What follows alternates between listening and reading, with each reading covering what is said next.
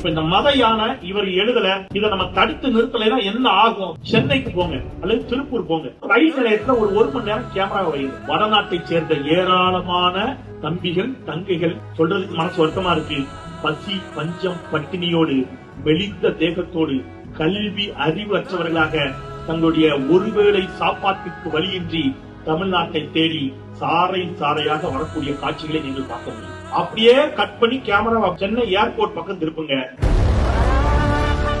சென்னை விமான நிலையத்தில் கன்னியாகுமரியில் தொடங்கி தஞ்சை, திருச்சி, நாகப்பட்டினம், சென்னை என்ற அனைத்து பகுதிகளைச் சேர்ந்த இளைஞர்களும் கல்வி சுற்றுலாவாக துபாய் நாட்டுக்கு, ஜெர்மனி கூட்டு போயிட்டு வந்திருக்கிறாங்க. அடுத்தது மிகப்பெரிய வெளிநாட்டு நிறுவனங்களில், மென்பொருள் நிறுவனங்களில் வேலைக்கு செல்வதற்காக போட்டு சூட்ட போட்டுட்டு விமான நிலையத்தில் உட்கார்ந்து இருக்கிறாங்க. இது அரை நூற்றாண்டு கால திராவிட கட்சிகளுடைய மாபெரும் சாதனை.